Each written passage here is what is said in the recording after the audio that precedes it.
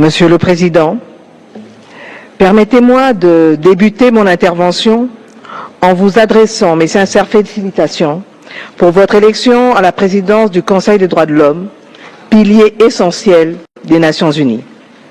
Je vous exprime mes vœux de plein succès dans l'accomplissement de cette mission d'une portée capitale. Excellences, Mesdames et Messieurs distingués délégués, c'est avec gravité que je m'adresse à vous aujourd'hui, au nom de son Excellence, Monsieur le Président de la République, Félix-Antoine Tshisekedi Tshilombo, ainsi qu'au nom du peuple congolais.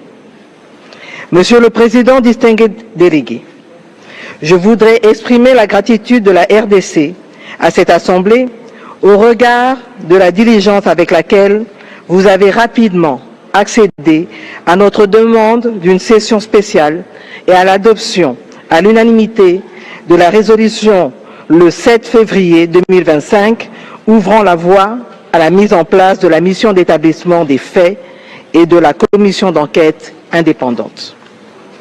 Ceci augure un espoir pour des millions de Congolais qui sont encore aujourd'hui victimes des agressions répétées du Rwanda. Le gouvernement de la RDC s'engage à contribuer à la mise en œuvre de cette résolution adoptée le 7 février dernier, notamment en facilitant le travail de la commission d'enquête indépendante qui sera mise sur pied pour documenter les violences des droits de l'homme et du droit international humanitaire dans les provinces du Nord et du Sud Kivu. C'est dans ce même élan que nous voulons saluer l'adoption à l'unanimité de la résolution du Conseil de sécurité du 21 février 2025, enjoignant clairement le Rwanda de quitter le territoire congolais et de cesser tout soutien au mouvement terroriste du M23. Il en est de même de la résolution adoptée le 13 février 2025 par le Parlement européen qui a mis en lumière l'exploitation illégale des ressources naturelles par le Rwanda.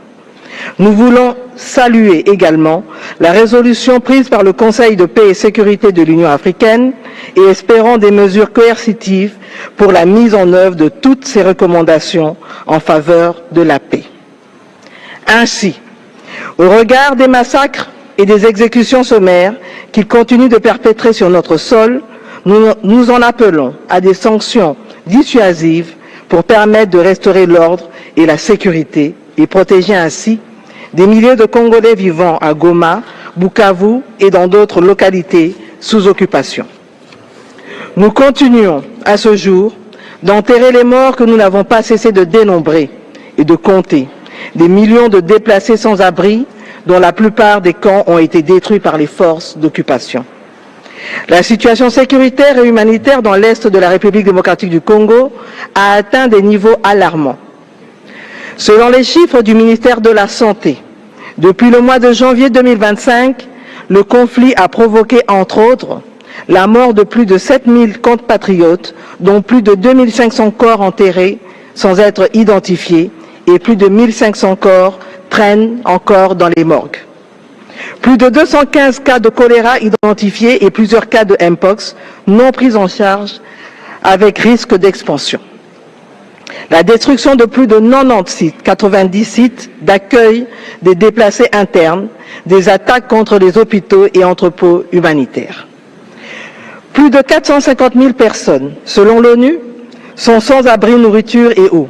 Plus de 27 millions sont en besoin d'assistance humanitaire et plus de 2,8 millions de déplacés internes en République démocratique du Congo et particulièrement à l'Est.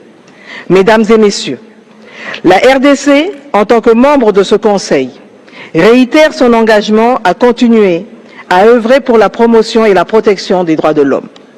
Par ailleurs, suite au récent passage de notre pays au 4e cycle de l'examen périodique universel et devant le Comité pour l'élimination de la discrimination à l'égard des femmes, nous nous engageons à développer un plan d'action de mise en œuvre des recommandations de l'examen périodique universel et des organes de traité et comptant sur l'appui du Haut Commissariat aux droits de l'homme pour sa finalisation et l'échange des bonnes pratiques.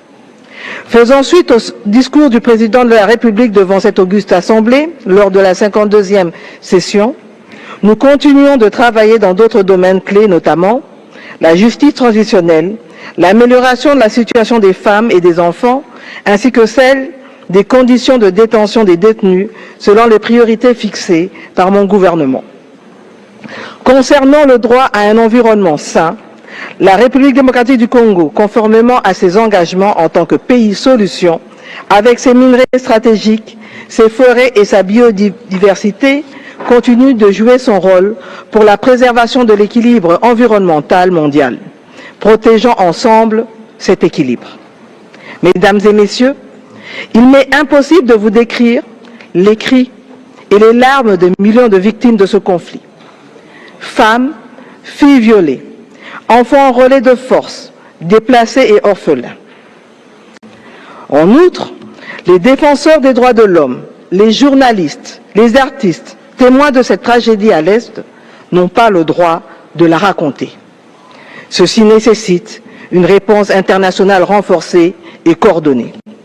Nous appelons donc la communauté internationale à renforcer son soutien humanitaire, à fournir des ressources pour permettre une bonne prise en charge des milliers de blessés, de déplacés et de s'assurer du respect du droit international humanitaire, car ces principes sont essentiels pour sauver des vies et alléger la souffrance des Congolais. Monsieur le Président, Mesdames et Messieurs, la situation des conflits armés à travers le monde exacerbe les violations des droits humains et empêche des milliers de citoyens à accéder aux droits fondamentaux tels que l'accès à l'eau, à l'électricité et à l'alimentation. Ceci n'est pas seulement le cas en République démocratique du Congo, mais notamment au Soudan, en Haïti et en Ukraine. Pour y faire face, mon pays soutient la nécessité de lutter contre les causes des conflits et imposer la paix dans le monde par des mécanismes de justice transitionnelle et de lutte contre l'impunité. L'histoire nous jugera implacablement si nous ne faisons rien pour mettre fin au conflit en République démocratique du Congo et dans d'autres parties du monde, conflits qui ne font que raviver la flamme de l'ignominie et tournent en dérision les principes et buts sacro-saints de notre organisation que sont la paix, le développement et les droits de l'homme. Nous pouvons changer le cours de l'histoire et nous en avons le devoir moral pour les générations futures. Je vous remercie.